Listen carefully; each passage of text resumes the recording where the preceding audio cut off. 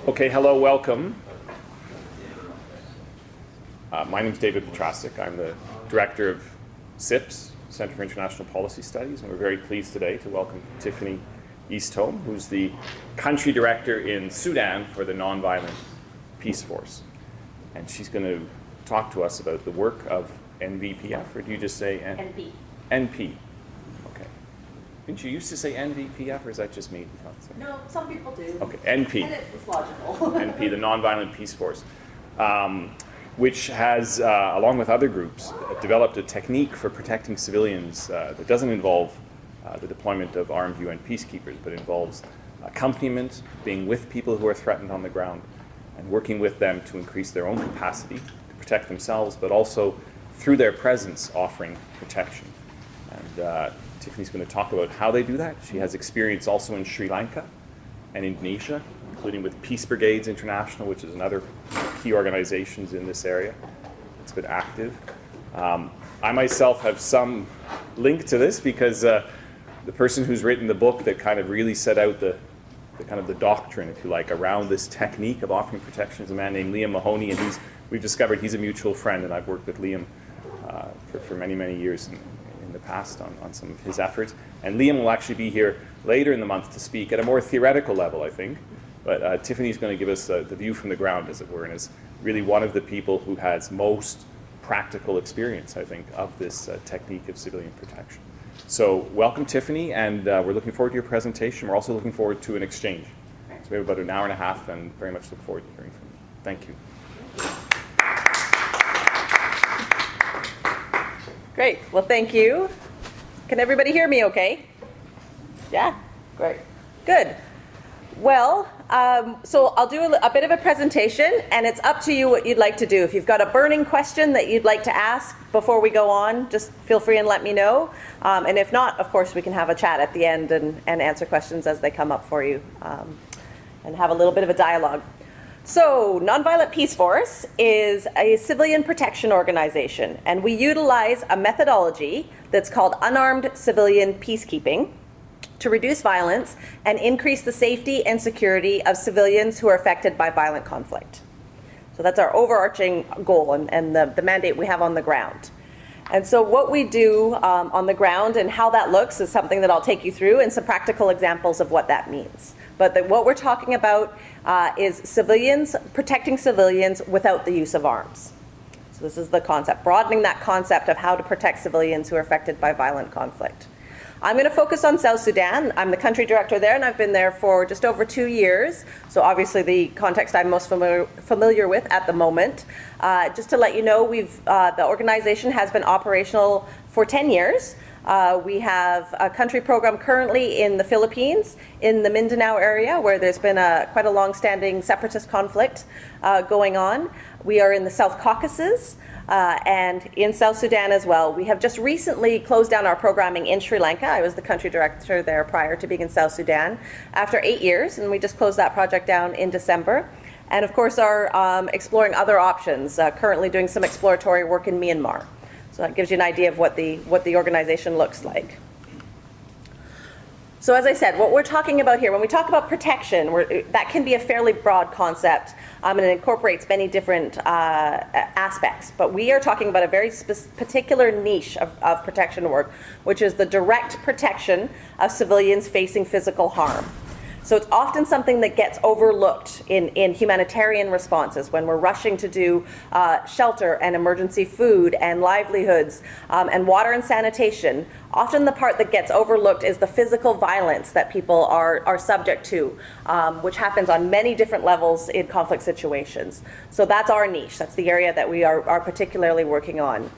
We're really looking to support civil society to protect themselves and prevent further outbreaks of violence. We're looking to interrupt the cycle of violence that happens in conflict-affected areas, and to build the capacities of civil society, organizations, and individuals to take on that role themselves. Particularly in areas of protracted conflict, the concept of protection or security is very much related to armed actors.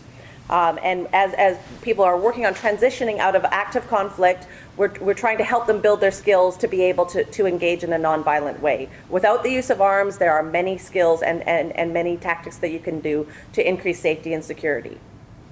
Overall, we think about our programming as reactive and proactive. So the reactive is the more dramatic side of the programming. That's the direct engagement when we're working with people who are immediately under threat. It's providing protective accompaniment or protective presence, really directly engaging, trying to create protective space around individuals or organizations or communities that are facing violence. And that we are available to do, and we shift our programming to adjust to the context and adjust to the needs. The proactive side of the programming is more about the sustainability piece. It's about helping local civilians, civil society organizations or individuals, as I said, build up their skills and build up their capacities. And I'll give you some examples of what I mean by that through training in various aspects of nonviolent intervention.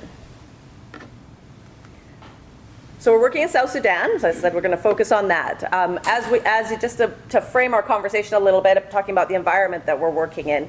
South Sudan is the newest country in the world, and it's one of the least developed countries in the world. So we're talking about a country that its development has been severely interrupted for many reasons, due to conflict and the colonial experience, and the decades of conflict that followed. So we're talking an area that has. Imagine what you think low-level infrastructure could be, and then take those expectations down into the basement of your expectations, and that's what we're talking about. We're talking about a country that has about, at this point, 250 kilometers of tarmac anywhere in the entire country. It has the highest maternal mortality rate in the world, one of the lowest literacy rates in the world. Very serious indicators suggesting that development is very interrupted. And which you can see is a very close link to the interruption of development, is closely linked to instability and violence. That being said, it's also a country of many opportunities. It's a country of hope, and it's a country that has as many opportunities to develop as it does challenges.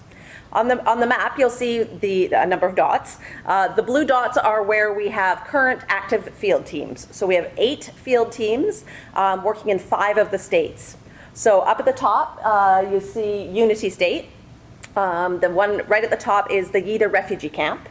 And so that is where the refugees have been coming through the Nuba Mountains, South Kordofan. And we've been there right since that started. So when that refugee flow started, UNHCR asked us to go in as an implementing partner. They were unable to be on the ground. They wanted us to be the protection agency on the ground. That camp, we've been there for a year now, and it is now 60,000 people. It was about 7,000 when we got there. So we're the protection agency on the ground.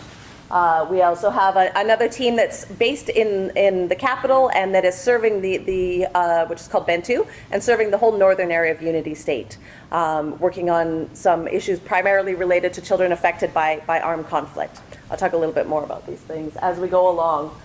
Jonglei State, anybody who follows Sudan or South Sudan may have noticed earlier this year, in December and January, there was a very serious escalation of violence in Jonglei State that resulted in a large number of deaths and injuries and very severe fighting between tribal groups. And we deployed 3 emergency teams to do protection and stabilization, and are addressing sort of the ongoing challenges there. In the center, you've got Lake State, which is an area that doesn't get talked about very much in the emerging and ongoing emergencies in South Sudan, primarily in and around the border areas. Some areas get overlooked, and Lake State is one of them. It's an area that has been a lot of intra-tribal violence, so in between the clans within the tribe that is there. Down there in Western Equatoria, that's the border of the Democratic Republic of Congo, DRC, and that's our team that's working in the LRA-affected areas of South Sudan. So this is an area that has been very heavily impacted by the activities of the Lord's Resistance Army, where there's been massive displacement, abductions, and we're working with communities to help them build up their resilience to abductions of women and children, their own protective mechanisms, and to help reintegrate those who've escaped or have been rescued out of the LRA. And in central Equatoria, we've got a large population of returnees. So people, tens of thousands of people who are ethnically from South Sudan, were living, oftentimes during the war, people would flee up to Khartoum because the fighting was in the south. It wasn't in and around Khartoum very often. So it was safer to be there. There was more services available. So they were there. When the independence, the country split and independence happened, the folks in the, people who were ethnically Southern no longer had legal status in the north. So they've been coming back in a number of different ways, some through the support of the humanitarian community, some on their own. And for example, they travel by barge on the Nile River. So our team that is based there in central Equatoria, one of our responsibilities is to be at the port when the barge comes in, provide protective presence. This is a very vulnerable group of people. They come in 1,500, 2,000 people on 2 barges. They've been traveling for weeks. People die on the barge, people give birth on the barge, and they're subject to a lot of protection issues. And so we greet them and we work with them and make sure that they are safe and they have what they need.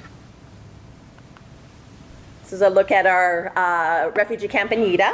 So this is one of our teams going to do some work with some people who are registering. So some of the work we do in Yida refugee camp, it's about protection monitoring, host community, refugee community relationships. In this particular case, what we're doing is helping the registration team screen for vulnerabilities. So you've got people who are walking in from the Nuba Mountains, people who are coming in, everybody's vulnerable. Everybody is food insecure. Many people have encountered violence along the way, and then they arrive at this large refugee camp, and we have to help screen for those who are the most vulnerable. Children who are arriving without adult supervision, adult care, child-headed households, women-headed households, the elderly and the disabled, and then help them integrate safely into a community. And there's any number of challenges that go along with that. So who are the people we have on the ground? We've got our especially trained professionals. So we're recruiting people who have post-secondary education in relevant fields. So we're looking for negotiation, mediation, peace-building experience, community mobilization, human security, that particular body of work. Or people who have got training and experience in those particular areas. We're looking for people who've got work experience, life experience, who are not just quite fresh out of school and have been able to have some experience. This is very difficult work in very serious circumstances, and so it helps to have a bit of experience behind you. We're full-time and we're 24/7 in a community. So when you're working in a situation where conflict is present, where violence is present, it is important for all of us to remember when we're working there that abuses and violence doesn't necessarily take a break for dinner, and it doesn't necessarily get Christmas off. So we have to make sure that we organize ourselves so that we are available in the communities that we're working in, and we're there 24 hours a day, 7 days a week. We have office hours, we do all of that, but we're always available, and we do respond in the evenings, at night, on the weekends, whenever is necessary. We're a multinational group. We've got people in the field from 30 different countries across the world, and our teams are comprised of both national staff who are hired locally and the internationals that we bring in, and they train together and they work together to do protection and peacekeeping work. We're very nimble. We're able to adapt to emerging situations. Conflict areas are very dynamic, and it's very important to be able to adapt your programming and your physical presence to deal with that. We're very deeply immersed in the community. This is relationship-based protection work. This is the difference that makes us stand out from what you associate when you hear the word peacekeeper. You're thinking about blue helmet UN peacekeeping, which is a methodology of peacekeeping that is force protection. It's armed actors, primarily, who are working in communities. Not always, but that's usually what you see. And that's what we think. And there's certainly a place and time in the world for that kind of protection. But it's not always the case. It's not a zero-sum game. There's not only force protection or only unarmed protection. There's space for both of it. And so this is about, the type of work that we do is about being very deeply immersed in the community, building relationships, working in a nonpartisan way together with all of the actors, the parties to a conflict, so that we have the trust of the parties of the conflict and be able to work on protection strategies through influence and deterrence and other activities to be able to reduce violence. We're nonviolent, it's in the name, it's right there. And as I said, nonpartisan, and overall it's a cost-effective methodology for being able to reduce violence and increase safety and security. The photo in this slide is a former colleague of ours who's just recently finished up her work with us. And she was, there was a bombing that happened in Yida refugee camp last year, and at that time, 1,200 of the kids that were in the camp ran. That's their methodology for protecting themselves is running. So the team spent some time in the days after the bombing just combing the area to find the kids and to let them know it was safe and to encourage them to come back. So that's what she's working on there. I was talking about the proactive side of our programming. We do training in the communities. So we introduce the skills of unarmed civilian peacekeeping to community members and help them learn how to recognize early signs of conflict early warning. How do they respond to that? How are they able to reduce violence in their particular areas? How can they form their own community protection teams that help them to be able to address situations of violence and conflict in their community. This is a military prison in one of the areas that we work in. So we work very closely with the military, we work closely with the police, with the local government authorities. In the South Sudanese context, that's very important to work with the chiefs. They're the moral authority in the communities that we work with, community leaders. So here's an example of a very strong relationship that the team in this area has built with the military. And the military approach to dealing with conflict or problem in the community is incarceration. Well, we'll just get them and we'll put them in, we'll incarcerate them and then it'll be over. I mean, and this is a place where a small sort of interpersonal conflict can literally, and I'm not being hyperbolic, literally escalate into massacres within days. So it's really important to have a proactive strategy that gets you in there to help doing violence reduction as soon as those tensions start to rise. So they're working really closely with the military to be able to work on those issues. It's tough living in South Sudan in the rainy season. This was the setup of one of our newest field sites in northern Jonglei State, an area called Wat, which was the tribal area is called the Lao Nuer area. And our poor old team there got rained out of their compound. They were able to move into a drier space after this, but this was them, and they were very, very stoic. We check in with them every day. There's no mobile phone service in this area, so it's satellite phones, and we would talk to them daily on the phone and say, how are things going? They say, well, it's a bit wet, but we're making it work. And then when we got their photos, we're like, you should have complained a little bit more. We could have got you out of there faster. But they were very committed to what they were doing. So this is an attempt at cooking lunch. I've been giving some examples of what the activities are. So, you know, this is the theory. We protect civilians on a relationship-based model. But what does it actually mean? So we can do accompaniment. And accompaniment can be 24 hours a day, 7 days a week if necessary. So if there is a person or a community or a local organization that is facing threats because of the work that they're doing or because of conflict dynamics in their area, we can provide accompaniment to them and help them have an increased sense of security, help deter would-be negative actors from actualizing on the threats, and to encourage state duty bearers, the government who holds the legal responsibility for civilian protection, to take up their role in civilian protection.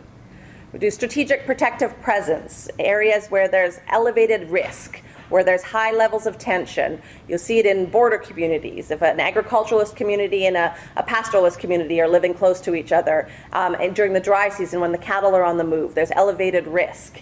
At the border, right now in the refugee camp, we've got one of the groups, the rebel groups from the north, coming in and forcibly conscripting young men to go fight. So we are providing protective presence around areas where the young men are congregating or where their compounds where they sleep, to deter those kinds of violences.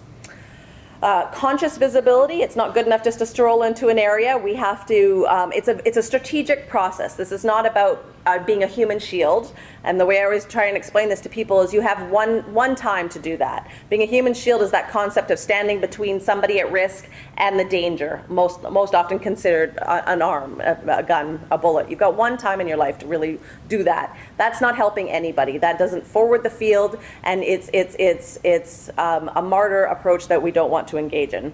Our work is very strategic. It's relationship based. It's about analyzing the conflict, analyzing the context that we're working in. We do this every day. The team meets every morning. They assess the information that came in over the night. They think about what it is, and we look at how the situation is developing. And we see that there's tensions developing between these groups, so we need to go in and negotiate space to be able to talk to those people and find out what's going on. Local level shuttle diplomacy. A lot of work in South Sudan about conflict resolution is done at very high levels. If you talk to people and you say there's conflict in this area, what should we do about it? They'll say the governors of the states need to be involved, the members of parliament need to be involved.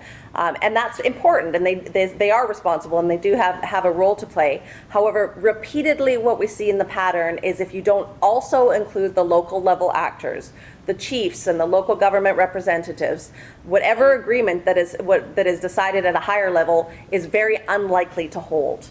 We're talking about a place that has very, very restricted mobile phone access, very, very limited road access. It's hard to get the information out. It's hard to convince the communities that this agreement has been made and that they should stick with it.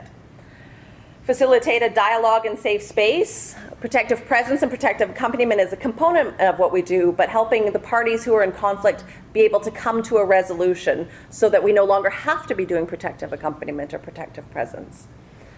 Confidence building, that relationship between the state duty bearer and the community for sustainability is critical. The state holds the responsibility to protect its civilians. And so here in Canada, if we see a police officer, we can go to them and we can ask for help, and we can feel quite confident that we will get the help that we need. Or we can call it for emergency services. In conflict zones, often this relationship has at the very least been broken. And in a place like South Sudan, it's often just not even there. They're very new to having a police force. The police is primarily peopled by people who have been demobilized out of the army, and they're just learning what is the difference between being a police officer and being a military officer. So confidence building between the two. Examples of that are if we have working in a particular area and working on gender-based violence protection work, and what we have talked to the police and said, well, what would you do, or what do you do if a woman comes in and reports sexual assault or rape to you? And their response is, well, we incarcerate her. And for them, that's a protection strategy. They're trying to help this person. They actually think that they're helping them by putting them in jail, because women who report sexual violence in these communities are often at risk of retaliatory attack from the community members. So we've been building this relationship with the police to say, explaining what secondary victimization is and how women are at risk, and that they are the victims, and being incarcerated is an inappropriate response. And so there's a working relationship in one of the field sites that we work in, where if a woman now reports sexual violence to the police call our team and say, can you come as well? And basically coach them through the process.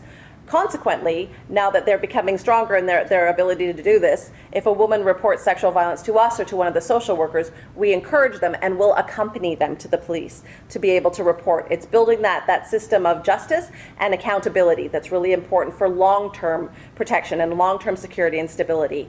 And security and stability is built by all of these small blocks. Some of it is large-scale conflict between competing parties, between the states, between tribal groups, and some of it is the residual violence that happens in a post-conflict environment where these structures have been broken down. So it's help building those back up. Local capacity building, I talked very much about the training component, being able to transfer these skills to other groups. Rumor control, one of the most important things that you can do in a conflict environment is control rumors. It's very serious. And again, in South Sudan, one of the strongest survival mechanisms that people have is displacement. They hear that there's going to be there's signs of trouble, and they run. And every time they displace, it interrupts their lives, it interrupts their development. If kids are lucky enough to be in school, it takes them out of school. If they are growing crops, it takes them away from their crops. If they have whatever small possessions that they have, they carry what they can. Often they go with nothing, and they lose those possessions. And sometimes it's based on there's a real threat, but often it's based on a rumor. because they're so conditioned to being in a conflict environment where their lives are at risk, that this is the immediate response. So we work very closely with our communities to work on rumor control, to try and de-escalate those tensions, and to make sure that the information that's flowing around is correct. You can understand, and then the reciprocal response of that is this community thinks that they're under threat. So they're vulnerable people, so they're elderly, often the women with all the kids will start running, and the men will start preparing. And so even this could not actually, it might be on a rumor. So they're now ready to attack or to do a preemptive strike on something that was never going to happen in the first place. So violence reduction as a nuanced approach. Interactive monitoring of ceasefires and truces. You know, getting to a ceasefire or getting to a truce is one thing, but how do you make sure that it sticks? Our colleagues over in the Philippines, the Nonviolent Peaceforce team in the Philippines, are part of the international monitoring team of the ceasefire agreement. This is an official recognition of the government of the Philippines and the party, the MILF, the Moro Islamic Liberation Front, that they recognize the importance of having civilian component to this monitoring work, and that they trust Nonviolent Peaceforce, both sides, to be a member of that work. So it's a formal mandate to be part of monitoring that ceasefire as they work towards a peace agreement. And conflict early warning, early response. Globally, we are working on conflict early warning, early response, and we recognize the importance of it. What we see generally is for, talking with those of you we were talking earlier about working at the policy level, is that's often pegged really high. So it's about very complex academic analysis of early warning indicators and gathering them at a regional level into complex databases and putting out reports that are sent out to fairly high-level participants and high-level audiences. And then if we see some trends and then thinking about, oh, we should put together a response, often coordinated at far too high of a level. So when we think about these things, we're thinking about the Rwandas of history, these very serious massacres and genocide attempts that have happened. And we think conflict early warning response. As a practitioner, what we can tell you is before you get to that, there have been numerous times where there were interventions that could have happened along the way. And the people on the ground saw it coming far before anybody sitting in their regional hub collecting this information noticed. There's times to intervene. So the programming that we're trying to do is invert that model, invert that importance of the conflict early warning to the local level, rooted in the local level, help local people see their own indicators, see the conflict coming, and to reduce the violence and reduce the tensions, and to reach out for help beyond their community if they need to, before it is just a cleanup effort. Because often we're very proud of ourselves because we saw something coming. We can write these very nice reports about what we saw, and that was a shame. But we should be embarrassed because we saw it coming and we weren't able to affect prevention. Prevention is protection, and it's hard to mobilize support for prevention. It's not so hard to mobilize support once there's blood been spilled. Then everybody's paying attention, and it's too late. We should be learning from our mistakes. So we're really working at that local level. This is an example of protective presence. This is an area in southern Jonglei State where there has been quite a bit of civil military violence. So undisciplined soldiers, high numbers of undisciplined soldiers living in this particular community, and women really reporting, well, the community in general reporting a lot of harassment and a lot of violence, but women very specifically identifying places where they are, water holes, the borehole. It's a woman's job to get water in South Sudan, and in the agricultural areas where they're growing crops, where they are experiencing elevated incidents of sexual violence. So they reached out, and this is a place where women do not report rape. They don't report sexual violence. It's grotesquely underreported in the country. So the fact that they were reaching out for help tells you how serious it was. So the women in this particular community reached out to our team on the ground and said, we need some help. So the team went and met with the community, did a bit of an assessment about what was happening there, and figured out what they could do. Despite everything else, this community is fortunate enough to have access to mobile phone network, which is very unusual in South Sudan. So the first thing that they were able to implement was an emergency phone tree. So they worked with the community and split the community up into 10 sections. Each section has a section head. And so people know who their section head is. If they see signs of trouble or if they're experiencing violence, they can call their section head. The section head calls the chief calls Nonviolent Peaceforce, who then mobilizes response, whatever is appropriate for the security actors that are in the area. Step one, they put that in place. Tested it out, it was working well, people immediately felt a bit safer. But there was still this issue of direct violence that was going on, and very, very predictable moments, women getting water. So in the area that we're working in, there's a small UN peacekeepers contingent, and there's a couple of members from the UN police, UNPOL. So our team went and talked to them and asked them if they would work together with us to help do patrols. There was such a high level of violence, it really needed constant presence, and there's so much going on in the area, the team felt they couldn't just be there all the time, they needed to serve the rest of the community as well. So invited the peacekeepers and the UNPOL to participate. So this photo is when they took the peacekeepers out to introduce them to the community. And basically they set up a schedule where the police officers, the UN police officers did the patrolling in the morning, the peacekeepers did the patrolling in the afternoon, and the NP team did the patrolling in the evening. And we went from 18 cases of reported rape in May to 0 by the end of June. And there was the feedback from the community was they felt markedly safer, harassment in general had dissipated, and that they had never felt that anybody had engaged with them on their security before. All of this coming out from a community that has felt very alone and very attacked for quite some time. So this is ways that we can collaborate on the ground with other actors and work together. Protection is a complicated business, and it's not something you do alone. We, over the years, have been able to develop thematic foci or specific specializations in particular areas. A lot of these areas end up being quite cross-cutting, but it is important to be able to recognize different needs, different vulnerabilities from different groups. We work with children. Children are very particularly affected by armed conflict. They are separated from their families. They're often subject to recruitment. In a place like South Sudan, it creates elevated incidents of early marriage for girls. Girls are married for dowry. And if in a conflict environment, families experience elevated economic hardship, therefore often they marry off their daughters at a younger age. All of these things are very heavily interlinked. Our work is very much focused on in and around abduction. So intertribal violence in South Sudan is heavily marked by abduction of both children and women. And we, as I was saying, we work in the LRA affected area in the southwest corner of the country, which is very much, as if you've been following the news in and around the LRA type of work is about that. So we work on prevention of abduction, helping communities build their resiliency to getting to situations where children are recruited into armed groups, and helping them be returned safely back to their families when they can be rescued. Negotiating for returns is something we've been working on. Gender-based violence, this is a key area of programming that needs to be addressed.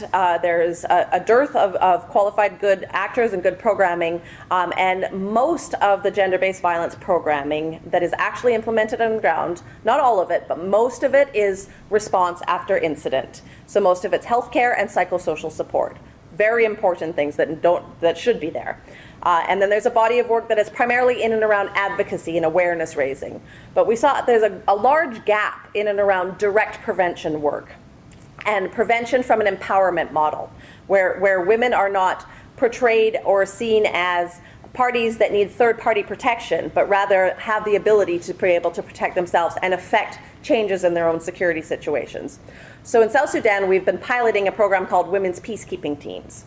So we were doing our normal community protection team training and having a difficult time getting women to participate substantively in the program. So we decided to create a space for just women, local women, to come together and to discuss security concerns, vulnerability issues, protection issues, and then look at what we could do to support them, to let them be leaders in their community or help them be leaders in their community to be able to do violence reduction.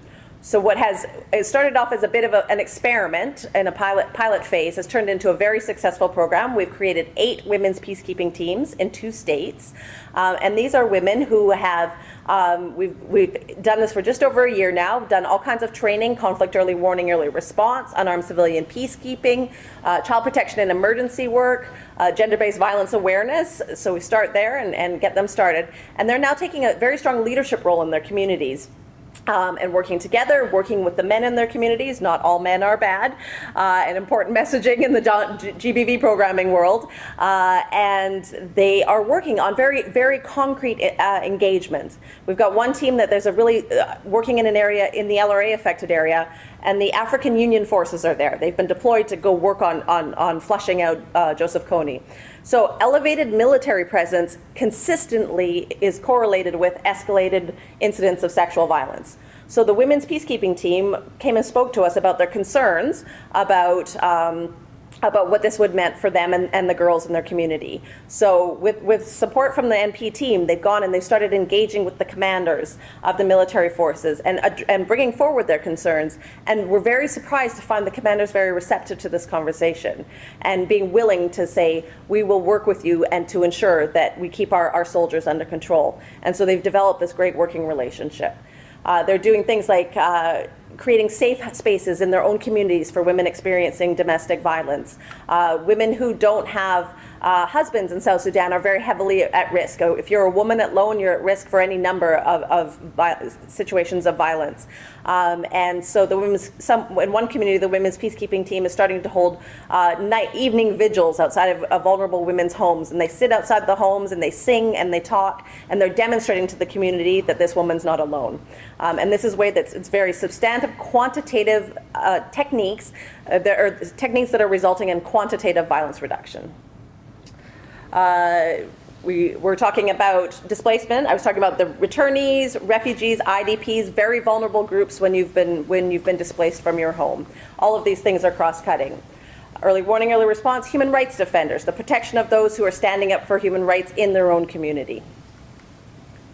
This is the moment when a girl who had been captured, her name was Bonita, by the LRA for 4 years. This is the moment she sees her father for the first time. So by working together with the ICRC and together with the local social workers in the community, we were able to trace her family, and then we had the honor of being able to return her home and have been following her case ever since to make sure that she's been accepted back into her community. It's one of the realities of South Sudan in the rainy season. You saw Nico there in an earlier photo trying to cook. It's very challenging with no tarmac. It's work that is effective at the small level, at the micro level, and that is work that also can impact larger numbers. So we're working in communities. We're working with communities that are doing mass displacement. We were in South Sudan last year. We accompanied two communities that were straddling a state border on a 6-month process from getting to all-out war between these two communities to peace. It took 6 months, 110 separate interventions that resulted in the return of 76,000 people who had displaced, and they were able to go home. In the Philippines, they've been doing incredible work for many years now, for more than 5 years. One example is there was a firefight between the government forces and the MILF, and the team had such good relationship with both sides. They were able to negotiate a ceasefire to move 1,000 people who were trapped in the fighting area out. In Sri Lanka, we work very closely with the LTTE, the Tamil Tigers, the government, and the breakaway factions in the community to try and negotiate the return of child soldiers. These are the kind of things that can be done with this kind of work, and that are being done. This is the ceasefire I was just talking about, the 6 months, 110 interventions. This is one of the times where we brought the parties to the conflict together and helped them go. This was the second meeting. The first meeting was to get to a ceasefire. The second big community meeting was to get to a peace agreement. So more complicated, more nuanced than a ceasefire. And ultimately, the ultimate outcome was an agreement that they could implement after this. This is an example of an unexpected side effect of a conflict. In Jonglei, as I was describing earlier, in December and January, there was serious escalation of violence. Intertribal violence primarily started between one tribe attacking another that set off a series of retaliatory attacks, all very quickly, very serious fighting, armed fighting. the people were so seriously injured that there was a massive evacuation of the most seriously injured out of Jonglei State into Juba, the capital, because there was no surgical capacity in Jonglei. They weren't able to deal with the trauma patients. So within a number of days, the Juba hospital became a replica of a war zone. You've got 3 groups being brought in who have recently, these are the victims, who have been recently involved in fighting with each other. The tensions in the hospital were so high. The staff were afraid. The victims were locking themselves up in these overcrowded wards. We put our team in that hospital for 2.5 months, 7 days a week, 24 hours a day on 12-hour rotating shifts. And their job was to de-escalate these tensions between the groups, make sure that there was space for them to receive the treatment, that they were receiving equal access to treatment so that it wasn't fueling this feeling of being further victimized. And so this is an example of working with one of the patients there. It's not all protection. Some of it's reporting. We have donors. We have to report to them. We have an institutional memory that we need to be building on. This is finance reporting in difficult conditions. It's another victim of one of the attacks. This is a new pilot project that we have, weapons-free zone. So South Sudan is one of the most weaponized areas you can possibly imagine. Every family has weapons, and repeated attempts at demobilizing and disarmament have been ineffective. They get rid of the guns, and the guns are returned into the marketplace. So we're working with one community to experiment to see if the initiative comes from within the community, if there's a mutual commitment within the community to create a weapons-free zone. Will that be more effective than a top-down approach where it's a forced disarmament? And so this was the inaugural meeting of the weapons-free zone in Ural West and Lake State. And I just had an update from the team this morning, and they're making great progress on this plan. This is the team in dealing with the rainy season again, not being able to drive. So this is in northern Jonglei State. There was rumors had come in that a community had been attacked by some soldiers. Their cattle had been stolen and some people had been hurt in the process. So the team ended up walking 7 hours to this community. And can you imagine being in that community when you think you're completely alone, you're victims of this attack, you don't think that there's any chance anybody can help you, and all of a sudden people come in and say, we heard there were some problems, what can we do to help you? So they documented, they interviewed, they took photos of the injuries, and then they figured out, well, this is only monitoring. This is not sufficient to actually help these folks be safer. What they needed to do was then go speak to the military and find out what were their plans, what was going to happen next, why had this happen. So they walked on to the next place where the barracks were, which was another 5 hours away. They were able to do that. They negotiated the return of the cattle and were able to bring the military leaders and the chiefs together, and they've not had any further problems. This is after an aerial bombing in the refugee camp, Ida. It's tough living. We don't have electricity, so we use generators. This is a safari tent that you see there. So some of our field teams live in safari tents. Some of them live in kind of simple cement structures. Sometimes you got to run for the shade. It's very hot. I don't know if you can see the airplane out in the corner. So this is one of the areas. Some of the areas that we work in are only accessible in the rainy season by air, and sometimes only by helicopter. It gets so waterlogged. But this is one of the places where, this is in Watt, where a fixed wing was able to land. And so it's quite a community event to get a plane to land. You have to get the goats off the airstrip. You have to get the children out of the way. You have to look for the holes and communicate with the pilot on the sat phone. It's a bit funny. This is one of our teams doing an investigation after there had been a fight between the military and a rebel group, and the military had closed off the area. They were worried about all the rumoring that was going on, and then they recognized that the rumoring was actually more dangerous than getting the truth out of what had actually happened, that they had been engaged in a firefight with a rebel group. So they invited Nonviolent Peaceforce to come in because we were working in the area, and they trusted us to come and document what had happened and to help sort of de-escalate the tensions in the area. Some prisoners. These are kids in a cattle camp. That dust that they're covered in is ash from the fire. They use it to keep the mosquitoes away. Oh, seen that already. This is what we call foxhole maintenance. So if you work in areas that are where there's active conflict, you often have foxholes, places of safety. And this is a former colleague of ours, Frank, who was he was doing foxhole maintenance and saving, protection is also for mice, saving the mouse that was trapped in his foxhole. This is the formation of our first women's peacekeeping team. This is in our office in Juba. This is showering. It's like camping and never getting to come home on Sunday night for a hot bath and a hot meal. It's camping that never ends. Visiting with displaced people. And when you're doing community training in a place where there are very few buildings, you just have to be creative. It's all about creative problem solving.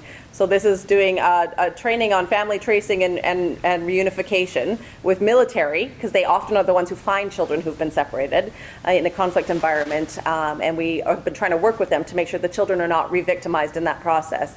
And so you hang your flip chart on the side of the car and call it under a mango tree, and it's a classroom.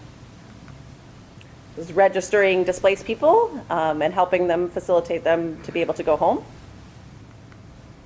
So basically, ultimately, at the end, is what we want to talk about is that we're not doing a good enough job protecting civilians globally. The ratio in conflict, the ratio of civilians being harmed as a result of violent conflict is increasing. Conflict used to be between armed actors, between combatants, and civilians would get hurt as collateral damage. And now civilians are the primary victims of conflict. And conflict happens, and then in conflicted environments, what you see on the news is only one portion of sort of the residual spiraling conflict that happens throughout all layers of society when that kind of destabilization happens. We need to expand what we're doing. We're not doing a good enough job globally. We need to elevate and increase the style of work that we can do to be able to quantitatively increase the safety and security of civilians who are affected by violent conflict. So I'll end it there and open it up for questions, comments.